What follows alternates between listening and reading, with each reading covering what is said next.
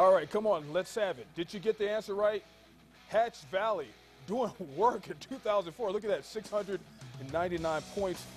Quarterback Lawrence Gilligan leading the way. No, that's just a big tall tale I just made. Welcome back. Remember in Ace Ventura, the old laces out comment? The field goal was no good, and you know the rest of the story. Well, the Goddard Rockets have had a whole offseason to fill that story. It wasn't a field goal, but extra point that sent the Rockets home with their chin scraping the ground, and the Aztec Tigers singing the song Celebrate. Yep, they won by one for their first state title since 1953. It's not all bad for the Rockets in 2012. In fact, it may be wise to pick them to win it all. Consider this, the Rockets won 11 games in a row before coming up short in the 4A state title game to the Aztec Tigers 28-27. Although the Rockets will be without star running back David Anaya and quarterback Ryan Green, head coach Sam Jernigan will turn to junior Cody French.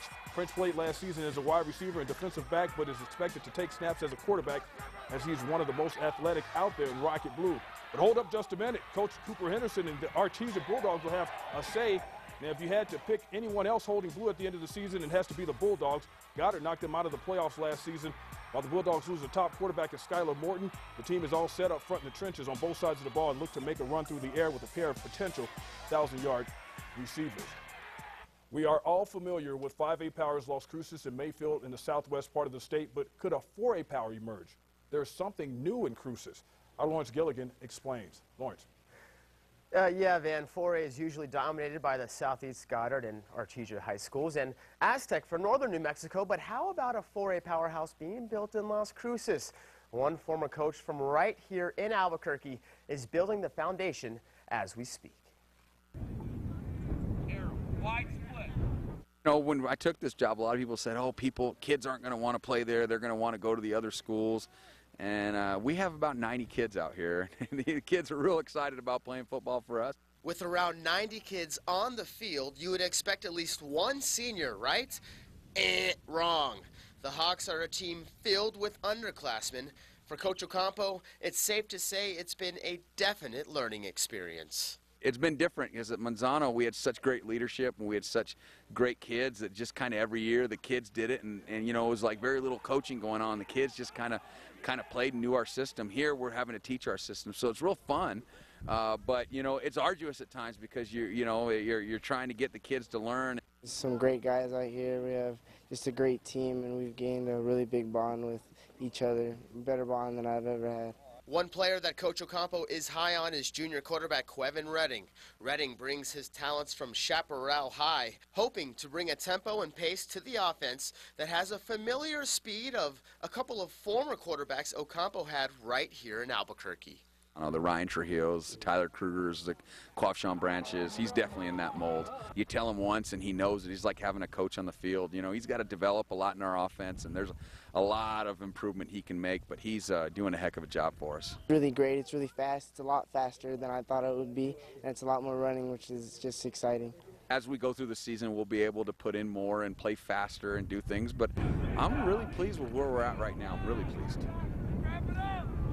Well, you know, maybe they might actually teach him how to shave down there in Las Cruces. I'm not sure. Man, Coach Ocampo hopes to have the same success he had in purple as Manzano compiled an 84-40 record under his 12-year reign as head coach, making it to the semifinals 3 straight years and the championship game in the Class 5A championship in 2010. Centennial High will be in District 3 and Class 4A with Chaparral, Deming, and Santa Teresa. Back to you. Yeah, I know Lawrence is heading down there with a bottle of shaving cream and a razor after the show is over. Well, well, like Lawrence just mentioned, New Mexico high school football champions are always associated with the southern part of the state, whether southeast or southwest. And Valencia County, Belen, Los Lunas, and Valencia are trying to bring the conversation to their neck of the woods. Go. Los Lunas Tigers will probably carry the torch for Valencia County this season. Quarterback Chris Wisniewski had a solid campaign last year, leading his team to a 9-3 record. This is his senior year, enough said. That we're here to play, you understand? Yes, sir. We're here to defend our home turf, you understand that? Yes, sir. Let's play hard, let's play smart. Perfect to near-perfect seasons were becoming the norm at Belen High under head coach Jeff Lerma, but injuries ravaged the Eagles last season, leading to a 5-4 record. Look for the Eagles to bounce back in 2012. The only blemish on the Valencia Jaguars record in 2011 was in the state semifinals to eventual champion Aztec. The Jaguars lost at least 15 players who contributed a lot to last year's team. They also lost Coach Kelly Lee to Eastern New Mexico. The good news for the Jaguars is that they still have an abundance of talent, and their coach is Kevin Jolly, who spent a few seasons with Lee on his staff at New Mexico Military Institute. He too can see the rising power of football in Valencia County.